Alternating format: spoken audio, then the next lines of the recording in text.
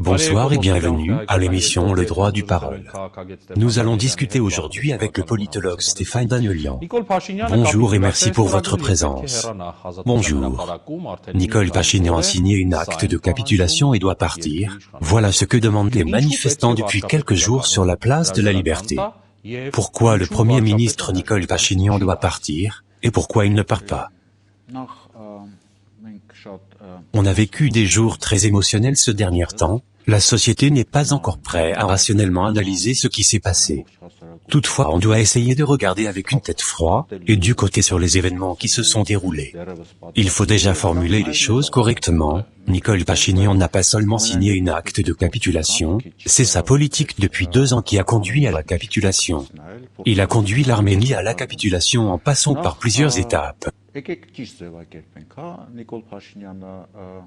Ոչ թե կապիտուլյացիա է ստորագրել, այլ Նիկոլ Փաշինյանը 2.5 տարվա իր քաղաքականությամբ բերել է Հայաստանը հասցրել է կապիտուլյացիայի։ Եվ այդ Par exemple, l'atmosphère de la haine omniprésente qu'il a semée dans la société, on aurait pu comprendre que la haine est une technologie utilisée pendant la révolution de velours pour prendre le pouvoir.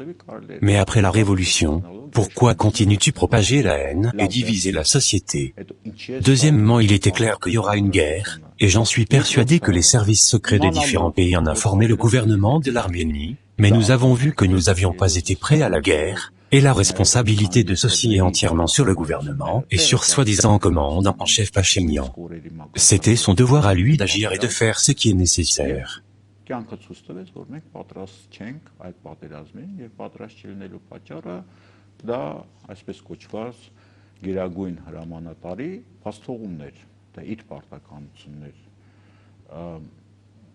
Սա մենք կարող ենք շարունակել երկար ժամանակ, թե ինչու այդպես ստացվեց։ Չեմ ասում այդ հակասահմանադրական օրենքները։ Ainsi, on peut continuer très longtemps à expliquer pourquoi on est arrivé là. Par exemple, les lois anticonstitutionnelles qui ont été adoptées, les blocages illégaux des tribunaux, etc. Et tout ceci est un ensemble d'éléments qui nous ont conduits à la capitulation. Le perdant, le dirigeant du pays qui a capitulé, doit pas seulement partir, avec toute son équipe et le gouvernement, mais ils doivent aussi être appelés à la responsabilité avec des faits très concrets. Pour toutes les erreurs et les fautes commises pendant ces dernières 2 années, et même il se peut que certaines choses ont été faites délibérément.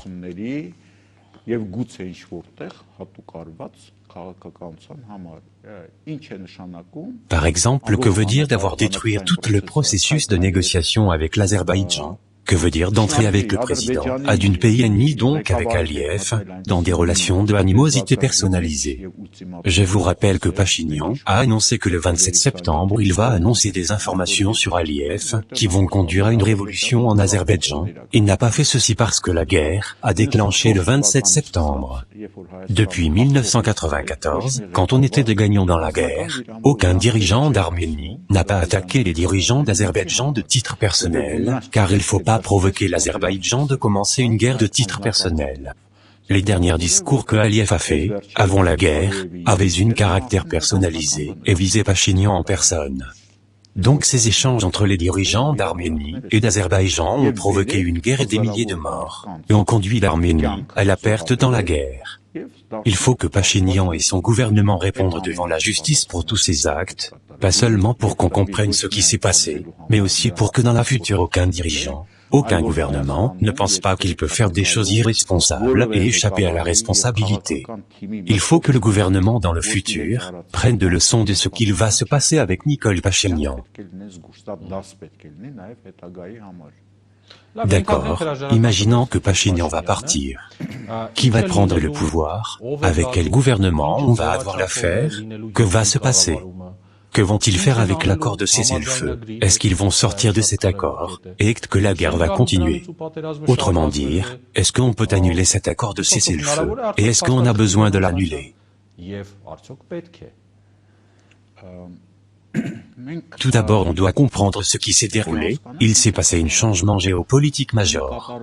Quand il y a 15 ans, on m'avait demandé « Qu'est-ce qu'il va se passer avec Artsakh ?» J'ai toujours répondu qu'il faut regarder la question d'Artsakh dans un contexte plus large, allant de Libye jusqu'à l'Afghanistan. C'est-à-dire que dans toute cette zone, que je viens de citer, un changement dans n'importe quel endroit va provoquer des changements dans des autres endroits, et tout cela peut conduire à une guerre majeure.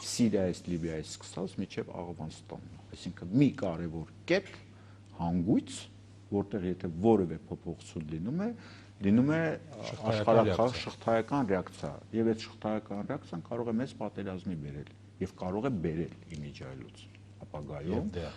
Parce que dans cette région, il y a beaucoup de conflits d'intérêts et d'influence. Il faut constater que la situation a changé, et on va continuer à observer des évolutions de la situation.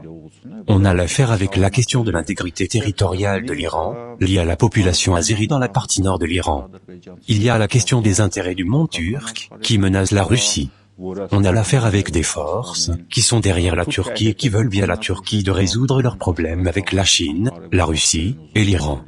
On a l'affaire avec un jeu géopolitique immense et on constate que les forces russes en entrée en Artsakh.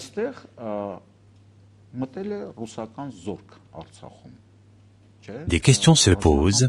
Comment se fait-il que l'Azerbaïdjan, en 1994, quand il a perdu la guerre, n'a pas accepté l'entrée des forces russes sur son sol, alors que maintenant, quand l'Azerbaïdjan prétendait qu'il gagnait la guerre, et que la Turquie le soutient, permet le déploiement des forces russes sur son territoire. Donc on peut dire que l'Azerbaïdjan a gagné avec l'Arménie mais a perdu avec la Russie. On peut dire que la Turquie a perdu avec la Russie. Il faut constater que les forces qui ont poussé la Turquie à déclencher cette guerre ont perdu cette bataille à la Russie, et il est très important pour l'Iran aussi d'avoir éloigné cette menace de sa frontière. Vous posez la question, si on peut sortir de ces accords, on ne peut pas, parce qu'il faut constater que les forces russes sont déjà sur place.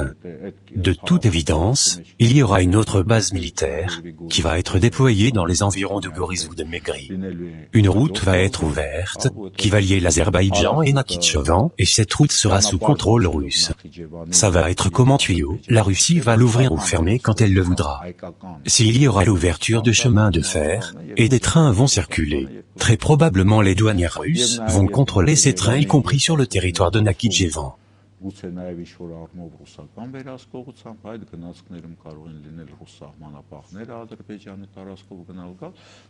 En tout cas, tout cela en Turquie est considéré comme une perte. Et en Azerbaïdjan aussi, on essaye de comprendre ce qui s'est passé. On était en train de gagner la guerre, et de prendre toute l'Artsakh et d'un coup les forces russes se sont déployées sur le sol azéri, ce qui veut dire la diminution de l'indépendance et de souveraineté de l'Azerbaïdjan. Tout ceci va empêcher l'Azerbaïdjan de entrer dans l'OTAN. Les forces qui ont poussé la Turquie et l'Azerbaïdjan à déclencher cette guerre avaient leurs objectifs, qui ne peuvent pas être atteints maintenant, à cause de la présence des forces russes.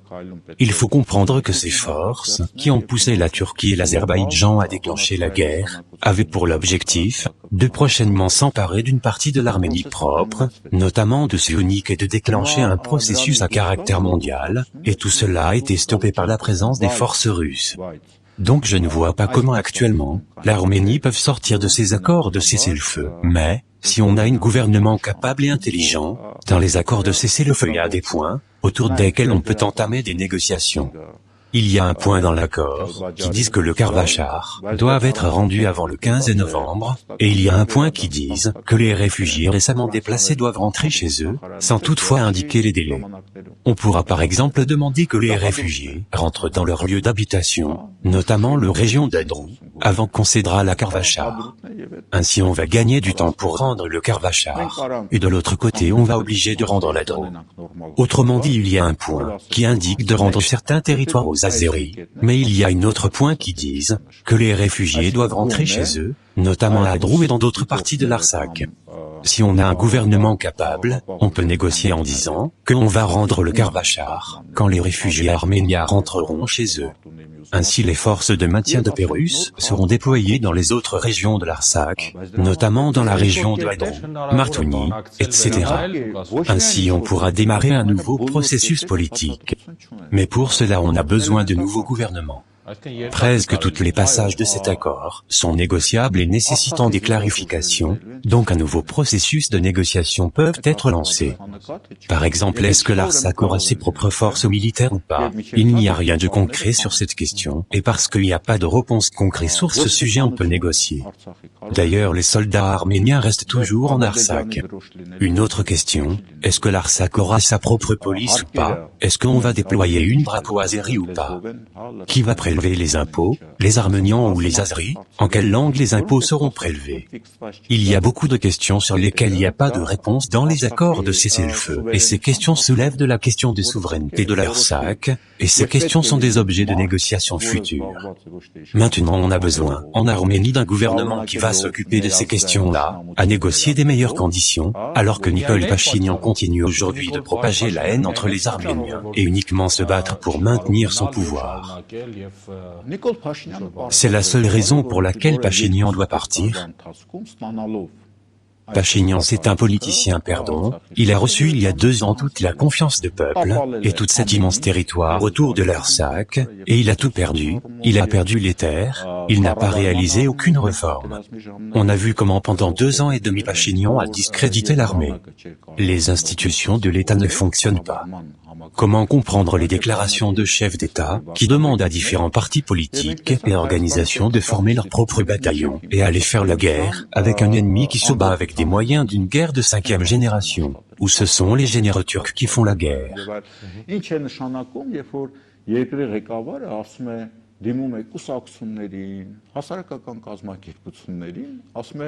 Ceci veut dire qu'il n'y a pas de l'État, car en présence de l'État, le chef de l'État n'aurait pas demandé à différentes associations et à différentes partis politiques de former des bataillons et d'aller faire la guerre à la place de l'État. Et après, le chef de l'État fait des discours où il accuse ces associations, ces organisations et ces partis politiques en disant « c'est vous les responsables qu'on a perdu la guerre ». Alors que le seul responsable, c'est le gouvernement, c'est le dirigeant qui n'ont pas pu faire une bonne gestion de la situation. C'est toi autant que dirigeant, autant que gouvernement, qui doit planifier les choses, prévoir les choses, se préparer à la guerre.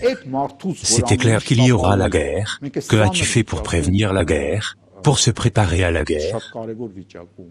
Nicole Pachinian a tout mal fait, et dans les conditions actuelles, dans ces conditions difficiles, est-ce qu'on peut compter que cette fois-ci il va agir bien? Regardez, quand l'armée russe est déployée en Artsakh, et en même temps sur les chaînes de télé russes on insulte Pachinian, et on le nomme d'être un traître, et on manque de lui. On met à côté si les Russes ont raison ou pas de agir ainsi, mais le fait que vos partenaires russes ne te respectent pas à l'heure, qu'il a une armée déployée en Artsakh, comment vas-tu négocier avec un partenaire qui ne te respecte pas? D'autre côté, le dirigeant de l'Azerbaïdjan t'a humilié devant les télés, publiquement. Comment vas-tu négocier avec un adversaire qui t'a humilié? Quand tu es humilié, comment tu vas parler en rapport de la force? Comment tu vas résister à rendre le Karvachar? De mon point de vue, Nicole Pachinian et son gouvernement essaient de sauvegarder le pouvoir pour une seule raison, de ne pas être jugé devant le tribunal. Vous savez, quand quelqu'un est conduit à la peine de mort, chaque minute, chaque jour de prolongation de sa vie lui est importante, il est prêt à tout faire pour prolonger sa vie. Ce gouvernement actuel ne se bat pas pour résoudre nos problèmes nationaux. Son seul but aujourd'hui, c'est de préserver son pouvoir pour échapper à tribunal.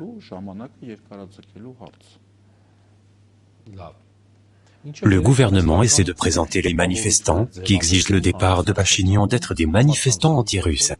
On a vu la manifestation de vrais anti-russes hier avec les Sasnatrés. Pourquoi le gouvernement essaie de présenter à tout prix les manifestants qui demandent son départ, de être des manifestants anti-russes? Այդ ժամանակ պարզ դարձավ, թե ովքեր են իրական ընդդիմադիր հակառուսները։ Ում էր ձեռնտու պիտակավորել այս հակաիշխանական ակցիա անողներին, Նիկոլ Փաշինյանի հրաժարականը պահանջողներին։ Այսօրվա ելույթներում գերազանցապես բոլորը շեշտում էին, որ Ռուսաստանի դեմ ոչինչ չկա, Ռուսաստանը մեր դարավոր բարեկամն է եւ ստրատեգիական պարտնյորը եւ այլն չթվարկել։ Խնդիրը Ռուսաստանը չի։ Ինձ թվում է ամենը շատ պարզ է։ Ուրեմն Nicole Pachinian. Je pense que tout est très clair. Nicole Pachinian a signé un document selon lequel il a cédé les territoires d'Artsakh aux Russes. L'armée russe s'est déployée en Artsakh. Ce ne sont pas des forces de maintien de la paix, ce sont des armées russes. Nicole Pachinian essayait de démontrer qu'il y a une opposition, qui même si elle n'est pas anti-russe, veulent sortir de ces accords, et considèrent ces accords d'être une perte pour l'Arménie. Donc Pachinian essaie de montrer aux Russes qu'il y a un danger, que l'opposition, si elle vient au pouvoir, va sortir de ces accords, et que les Russes ont besoin de Pachinian pour aboutir ces accords. Donc Pachinian, par sa politique, a conduit à signer ces accords de capitulation, et maintenant il essaie de montrer aux Russes qu'ils ont besoin de lui pour que ces accords soient impliqués et validés. En démontrant l'opposition, qui dénonce ces accords, Pachinian essaie d'obtenir le soutien des forces de l'extérieur qui sont intéressées dans le maintien de ces accords. Եվ ինքը արտաքին ուժերից աջակցություն է փորձում դրանով ստանալ, որ իր իշխանությունը երկարաձգվի, այսինքն պարզ տեխնոլոգիա է։ La politique des Sasnats est très claire aussi. Il est évident qu'à la base, l'Artsakh devrait être occupé par l'Azerbaïdjan. En tout cas, les forces qui ont poussé la Turquie et l'Azerbaïdjan à commencer la guerre comptaient occuper toute l'Artsakh, et actuellement, il ne s'est pas passé ce qu'ils prévoyaient, l'Artsakh est devenu un territoire occupé par les Russes. Donc ceux qui ont poussé la Turquie à commencer la guerre tentent maintenant à représenter les choses comme si c'est le résultat d'un arrangement russo-turc. Դա կանգնեցվում է եւ այդ օրակարգը արդեն այդ ուժերի օրակարգի տրամաբանության մեջ է, որ սա ռուս-թուրքական ինչ որ process էր։ Ես չեմ ասում process է ռուս-թուրքական, թե ռուս-թուրքական բան չէ, ամենայն դեպս Թուրքիայում սա իրենց պարտությունն են համարում եւ նաեւ Ադրբեջանում այդ հարցը դրվում։ Այսինքն մենք տեսնենք, թե ով ինչ խնդիր է լուծում այդ եղանակներով։ Այս խնդիրները բարձ են։ Vous avez fait une post sur votre page Facebook où vous avez dit « Pourquoi le Chouchi est tombé ?» Et vous avez répondu vous-même en disant qu'elle est tombée, parce qu'on a eu le Kars, et après le Ars, on n'a pas eu de tribunal.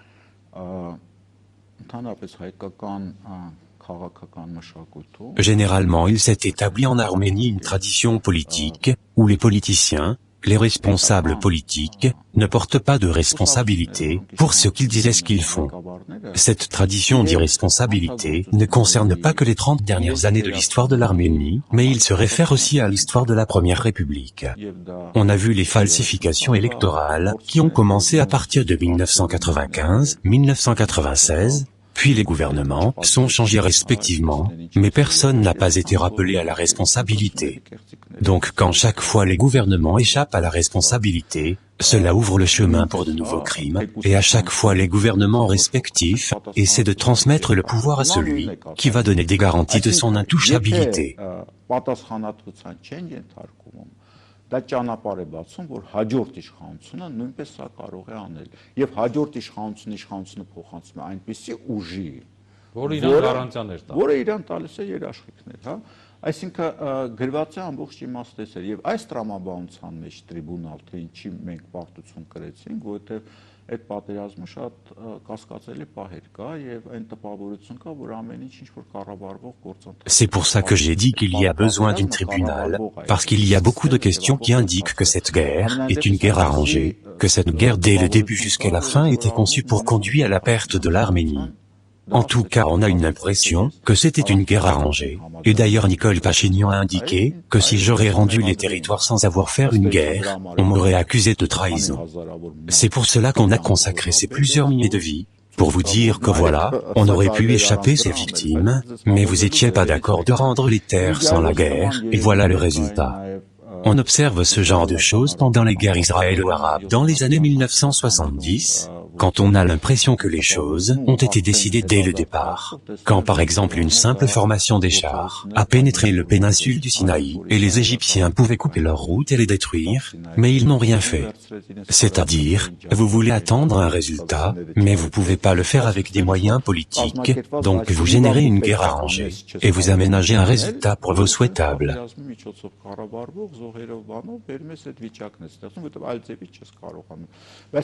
Mais on peut mettre ça à côté. La question est que les dirigeants qui ont abouti à des bons résultats doivent trouver leur place dans les manuels d'histoire autant que des dirigeants qui ont réussi, et les dirigeants qui n'ont pas réussi, ou qui ont commis des crimes, doivent trouver leur place appropriée dans les manuels d'histoire. Ça doit être une leçon pour les futurs dirigeants.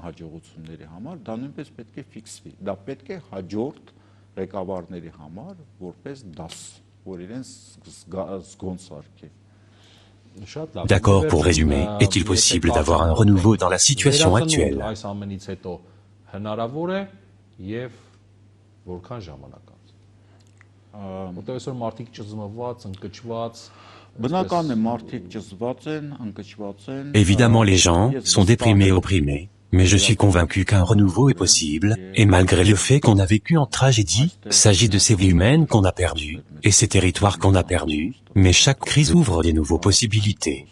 Et je répète encore une fois, on a eu des changements géopolitiques importants dans toute la région.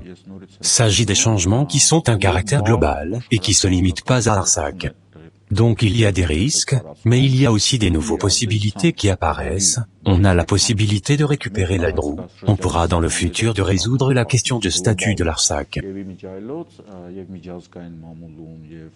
Լուրջ քաղաքագիտական շրջանակներում միջազգային, այդպես էլ գնահատում է, սա գլոբալ համաշխարհային նշանակություն ունեցող ինչ-որ դեպք է կատարվել եւ ազդեցություն է ունենալու դա եւ տեղ կան իհարկե նաեւ հնարավորություններ, իհարկե մենք կարող ենք նաեւ առաջ գնալ, իհարկե կա հնարավորություն Հադրութի եւ շրջանները հետ բերել, հնարավոր է ապագայում եւ կարգավիճակի հարցը լուծել, որովհետև գիտեք ինչ, ես կարծում եմ, որ մի հակասությունների կծիկ է ստեղծվել Ռուսաստանի, Թուրքիայի, Իրանի եւ նրանց հետևող կանգնած ուժերի միջև, որ այդ կծիկը կարող է բերել մեծ պատերազմի եւ այդ պատերազմը Հայաստանում չի լինի եւ Արցախում չի լինի, ըստ տրամաբանության շուրջը կլինի. Je pense qu'il y a un tel conflit d'intérêts entre la Turquie, l'Iran, la Russie et ceux qui sont derrière ce pays, qui peuvent conduire à une grande guerre qui se déroulera pas en Arménie mais autour de l'Arménie. À l'issue de cette guerre, on obtiendra des choses qu'on a même peur de rêver. Mais pour survivre à ce jour-là, il faut avoir un gouvernement national, responsable, on doit changer nos propres attitudes, on doit créer une armée professionnelle, et pas cette armée qu'on a actuellement. On doit augmenter notre niveau d'éducation, afin que notre potentiel intellectuel soit impliqué dans l'armée. On doit développer notre industrie militaire. Vous savez, que ce soit en Union soviétique, en Israël ou dans d'autres pays, toutes les économies qui ont développé des industries sont devenues des pays industriels et développés. Toutes leurs économies se basent sur l'industrie militaire. Il faut comprendre que ce n'est pas la fin, mais ça peut être le début des changements importants et positifs si on devient plus sérieux et plus responsable. Այսինքն ավելի լրջանալ եւ հասկանալ, որ սա ոչ թե վերջն է, այլ սա կարող է շատ մեծ հաջողությունների սկիզբ լինի, եթե մենք սթափվենք, ճիշտ վերլուծենք եւ ճիշտ քաղաքականություն վարենք. Շնորհակալ եմ, դա Աստված այդպես էլ։ Je voudrais merci et j'espère que vos prédictions vont se réaliser. Ամեն օր օրվա ամենակարևորից առանց արհեստական հավելումների։ Սա խոսքի իրավունքն է, ես Շավարժ Գևորգյանն եմ, եթե ուզում եք բաժանորդագրվել YouTube-յան մեր ալիքին, հղումը էկրանին է։